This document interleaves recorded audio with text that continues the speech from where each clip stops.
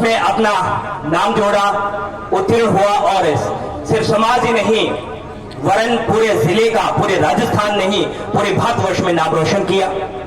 मैं चाहूंगा कि एक बार जोरदार तालियां बजा करके हमारे बहुत युवा साथी कार्तिकेय वर्मा आईपीएस अधिकारी का जोरदार तरीके से स्वागत करें। मैं आग्रह और अनुरोध कर रहा हूं आज के कार्यक्रम के हमारे खास मेहमान आदरणीय श्री भजनलाल जाटव जी, आपसे मेरा आग्रह है कि आप ऐसे युवा अधिकारियों को आशीष और आशीर्वाद प्रदान करें। श्रीमती संजना जाटव जी से मेरा आग्रह है कि ऐसे युवा जो अधिकारी है इनका हौसला बढ़ाएं, इनको आशीष, इनको आशीर्वाद प्रदान करें। यकीनन मैं कार्तिकेय जी को बहुत बहुत बधाई और बहुत बहुत शुभकामनाएं प्रेषित करता हूं और उम्मीद करता हूं कि जिस क्षेत्र में आप कार्यरत हैं, जिस क्षेत्र में आप अपने कर्तव्य का निर्वहन कर रहे हैं, यकीनन आप पर हमें फक्र है। हमेशा आप ईमानदारी के साथ में अपने कर्तव्य पथ पर चलते जाएंगे और अलवर का राजस्थान का सिंह द्वार कहा जाता है और एक सिंह की तरह, एक शेर की तरह दहाड़ते हुए काम करते हुए अपना काम करेंगे। मैं बहुत बहुत बधाई, बहुत बहुत शुभकामनाएं और आप सभी की कर्तव्य ध्वनि के साथ में, क्योंकि ये युवाओं के लिए एक संदेश है, युवाओं के लिए एक आदर्श से शायद कम नहीं है। मैं बहुत बहुत बधाई, बहुत बहुत शुभकामनाएं और अगले वक्ता के रूप में हमारे बीच में काफी समय से उपस्थित हैं आप सभी के स्थानीय, आप सभी के जानकार आदरणीय जय आहूजा साहब को मैं मंच पर आमंत्रित कर रहा हूं। आदरणीय जय आहूजा साहब नेता भाजपा, और बिल्कुल ये सही बात कही कि आज का ये कार्यक्रम एक गैर राजनीतिक कार्यक्रम है, एक सामाजिक कार्यक्रम है जिसमें सभी लोग बड़े ही शानदार तरीके से अपनी बात रख रहे हैं। मैं चाहूंगा कि एक बार जोरदार तालियों के साथ में आवाज दीजिएगा आदरणीय जय आहूजा साहब।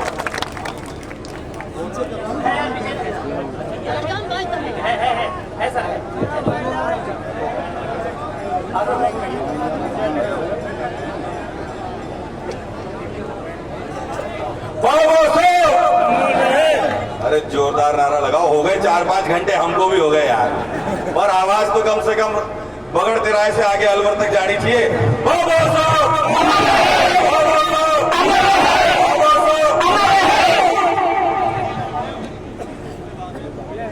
सबसे पहले मैं दूर दराज के गांवों से, गाड़ियों से, अलग अलग वैसे भी इसकी आवाज बंद कर देखिए आप, गांवों से, ढाणियों से और अलग अलग तमाम दूर दराज जगहों से आप जो इतने सारे लोग, इतने उमस वाले, इतने गर्मी वाले मौसम में आए हो, विशेष रूप से हमारी माताएं, बहनें और बेटियां, आप सबका पूरे रामगढ़ विधानसभा की ओर से और विशेष रूप से रामगढ़ नगर पालिका और धौली की ओर से मैं हाथ जोड़ के बहुत बहुत स्वागत, बहुत बहुत अभिनंदन करता हूं। आप लोग इतनी देर से हमारे साथ बने हुए हो, इसके लिए आप सबका बहुत बहुत आभार व्यक्त करता हूं। हमारे कार्यक्रम के मुख्य अतिथि के रूप में पधारे आदरणीय भजनलाल जी जाटव साहब, हमारी कार्यक्रम की अध्यक्षता कर रही हमारी छोटी बहन संजना जी, हमारे स्थानीय विधायक माननीय जुबेर खान जी, हमारे भरतपुर के मेयर अभिजीत जी और माननीय अमर जी जो पूर्व बयाना के विधायक हैं, हमारे प्रधान जी और जो भी बाकी तमाम लोग बाहर से चल के आया, उन सबका मैं बहुत स्वागत और अभिनंदन करता हूं रामगढ़ की ओर से। भाई साहब बैठो ना, भाई साहब। तो मैं आपको सिर्फ ज्यादा बातें नहीं कहूंगा, सबसे पहले तो बाबा साहब के जीवन की एक घटना बताऊंगा। 1952 का चुनाव था, बाबा साहब संविधान पीठ के मुखिया थे और भारत का संविधान लिखने के लिए उन्होंने दिन और रात एक कर दिया और सामाजिक न्याय की जो ये व्यवस्था लेकर के आए, ये पूरी की पूरी व्यवस्था की जो परिकल्पना थी, ये बाबा साहब के मन की परिकल्पना थी, उनकी सोच थी, जो उन्होंने भारत के संविधान के नाते से हम सब भारत के नागरिकों को दी।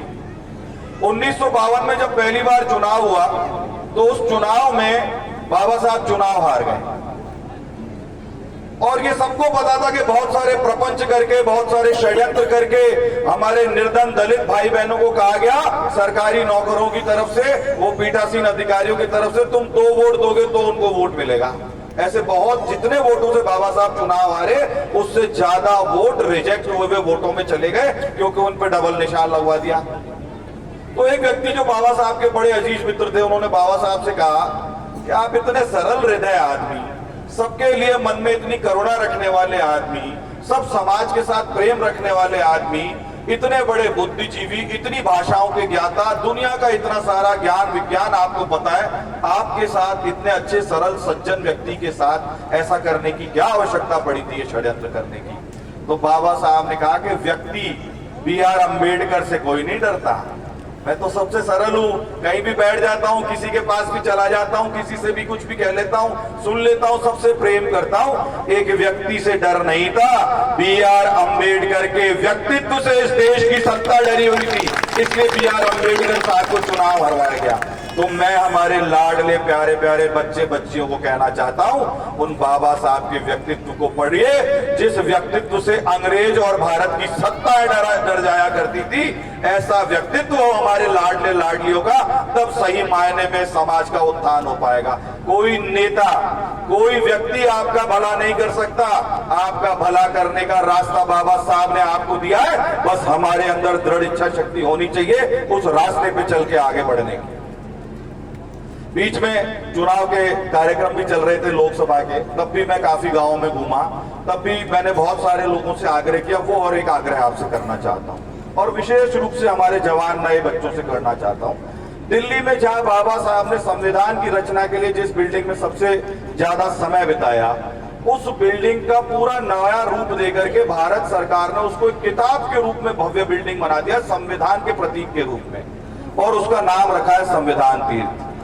अगर महेंद्र भाई जैसे लोग, हमारे सुरेश जी एडवोकेट जैसे लोग, और हमारे बाकी के जो बड़े बुजुर्ग आपके गांव के हैं, आपके समाज के लोग हैं, चाहे वो कांग्रेस से आते हो चाहे भाजपा से, इसमें कोई समस्या नहीं है, बच्चों के बीच में एक प्रतियोगिता आयोजित की जाए बाबा साहब भीमराव अंबेडकर के जीवन दर्शन पे, जिससे बच्चों को पता चले कि जिनकी हम मूर्तियां लगाते हैं, जिनको हम भगवान की तरह पूजते हैं, जिन्होंने हमारे पुरखों का और हमारे कल्याण करने के लिए अपना पूरा जीवन लगा दिया, असल में उस व्यक्ति का जीवन कैसा था, अगर ये बच्चे समझ गए तो वो अपने आगे बढ़ने का रास्ता खुद खोज लेंगे, उनको दुनिया में कोई रोक नहीं पाएगा।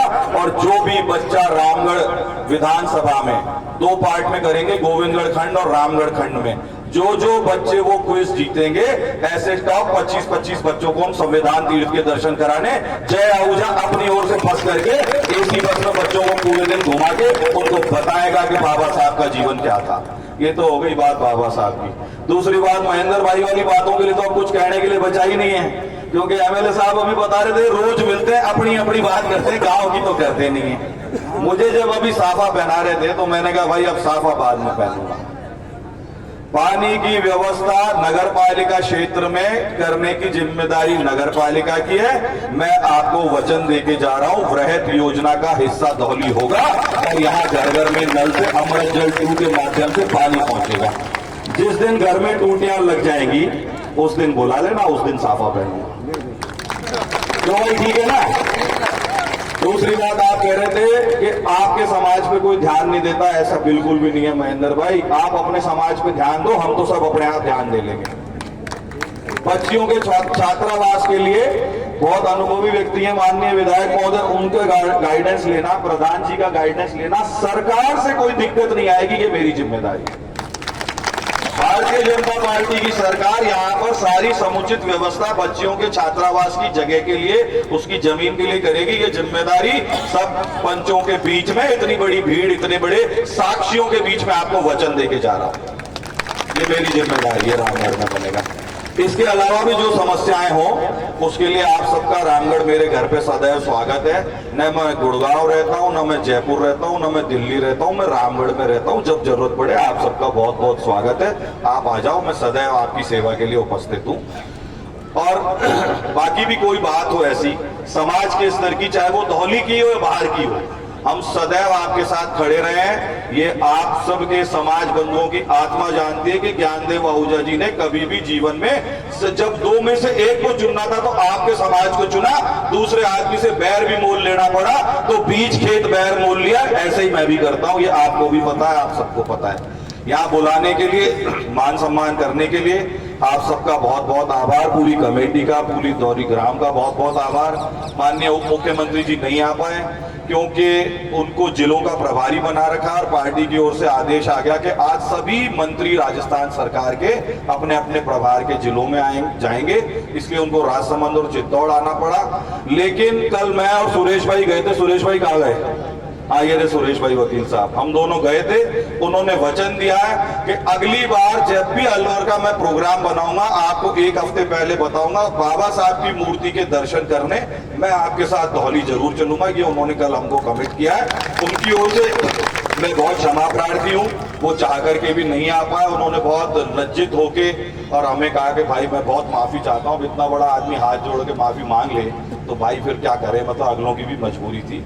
आते जाते रहेंगे, मिलते जुलते रहेंगे, आपकी गांव बस्ती के जो जरूरी काम होंगे वो करेंगे और किसी भी चीज के लिए ना नहीं है, होने वाले सब काम होंगे।